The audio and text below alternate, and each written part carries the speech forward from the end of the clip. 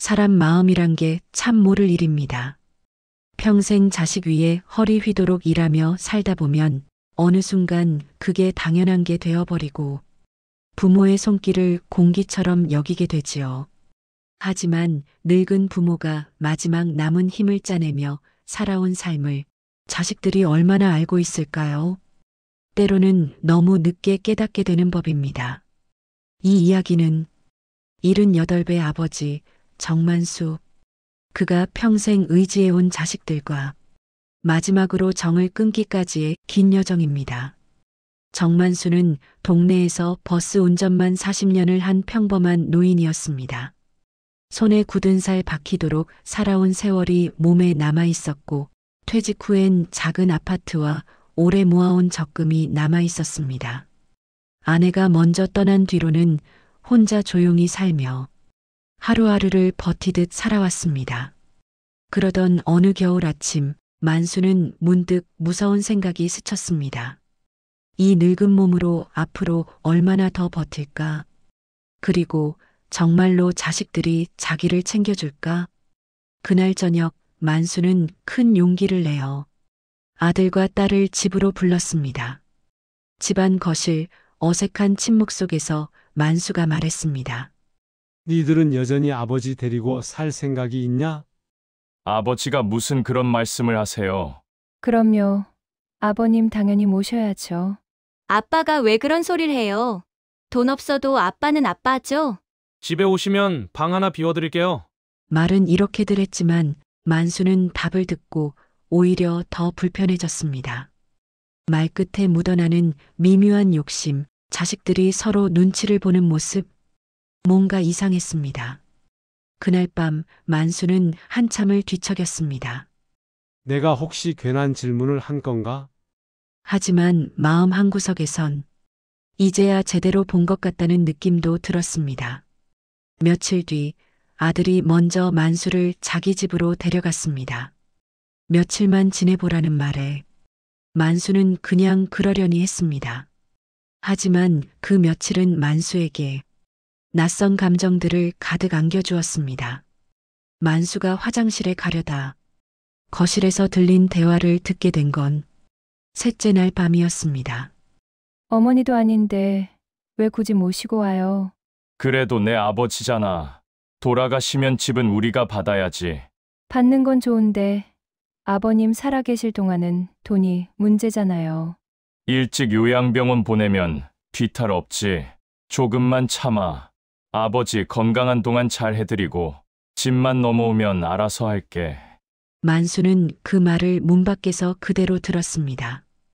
허벅지가 굳어 서 있지도 못할 만큼 충격이 컸습니다. 내가 이 집에서 이런 취급을 받는 건가? 다음 날 만수는 조용히 짐을 싸들고 나왔습니다.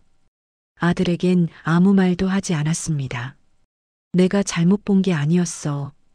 며칠 뒤 딸에게서 연락이 왔습니다. 아빠, 우리 집으로 오세요. 며칠이라도 함께 있어요. 만수는 딸 아이는 다르겠지 하며 희미한 기대를 품고 갔지만 그 기대도 오래 버티지 못했습니다. 딸 집 저녁 식탁에서 아빠, 우리 서영이 유학 보내고 싶은데 아버님, 서영이 장래 위해서는 지금이 딱 좋습니다. 아빠 돈 조금만 아니 투자라고 생각해 주세요. 나중에 모실 테니까요. 할아버지, 나 유학 보내줘. 다른 애들은 다 간대. 만수는 들고 있던 숟가락을 내려놓았습니다. 또 돈인가? 그 순간 모든 게 똑같다는 것을 알았습니다. 아들도 딸도 효도라는 말을 앞세워 속으론 전부 계산을 하고 있었던 겁니다. 그날 밤 만수는 마음을 굳혔습니다. 아들, 딸이 몰래 변호사에게 재산 문의한 사실은 며칠 뒤 여동생에게 전해 들었습니다. 그 말을 들었을 때 만수는 웃음도 나오지 않았습니다. 내 자식들이 내 죽기를 기다리는구나. 그날 이후 만수는 아파트를 바로 팔았습니다. 그리고 남은 현금은 모두 지역 장학재단과 요양원에 기부했습니다.